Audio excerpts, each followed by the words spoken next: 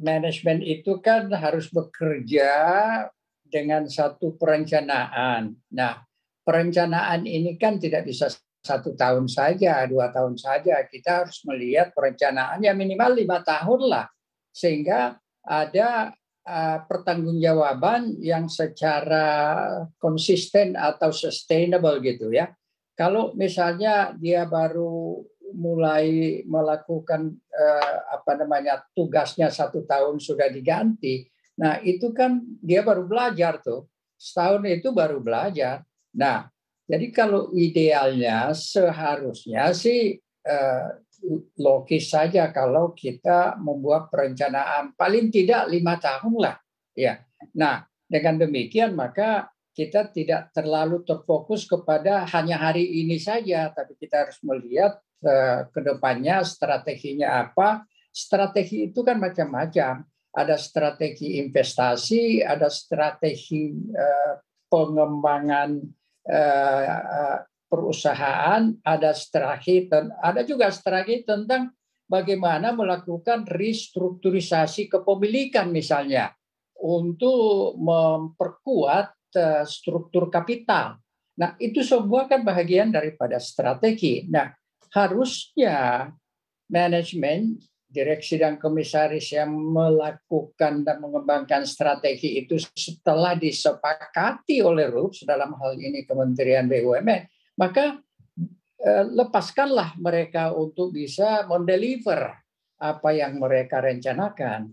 Tapi jangan hanya 1 tahun sebelum mereka bisa menunjukkan kinerjanya sudah diganti lagi gitu.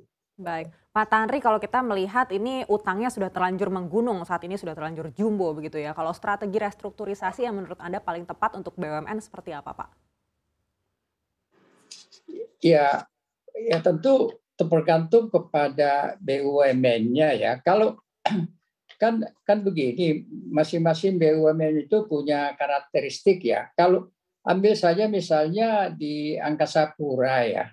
Angkasa Pura kalau saya mengikuti juga utangnya meningkat ya. Tapi sebenarnya tidak ada masalah yang terlalu fundamental, karena segera sesudah kondisi ekonomi membaik, Angkasa Pura itu akan otomatis bisa menghasilkan keuntungan lagi, sebab mereka kan sudah ada investasinya di situ, tidak perlu lagi investasi, berbeda dengan airline misalnya ya. Airline kan persaingannya ketat, sedangkan kalau seperti Angkasa Pura tidak ada pesaing, semua yang mau ke Bali ya ke Angkasa Pura 1, yang Jakarta ya Angkasa Pura 2 misalnya. Nah, yang harus diperhatikan pada perusahaan-perusahaan seperti itu adalah cost. Apakah sudah efisien sekali operational cost-nya. Jadi cost-nya aja yang difokuskan ya. Nah, tapi kalau kita misalnya melihat perusahaan seperti atau badan usaha seperti Krakatau Steel. Nah, Krakatau Steel ini itu membutuhkan teknologi yang canggih, membutuhkan kapitalisasi yang tinggi, dan juga best practice management karena dia bersaing secara global. Ya, jadi perlu ada pemikiran. Di sinilah saya mengatakan kalau seperti Krakatau Steel itu mungkin yang kita perlu lihat strategi restrukturisasi. Jadi bukan hanya utangnya yang direstrukturisasi, tapi juga kepemilikannya direstrukturisasi. Kalau saat ini kan pemerintah banyak sekali melakukan holdingisasi BUMN. Kalau Anda lihat ini akan efektif atau tidak sih? Ya tergantung yang di holding itu apa gitu ya, tidak secara otomatis ya. Misalnya saja ya di sektor perkebunan ya. Sebenarnya di sektor perkebunan itu kalau di holding akan mengurangi biaya yang besar karena semua sektornya itu kurang lebih sama, hanya yaitu perkebunan.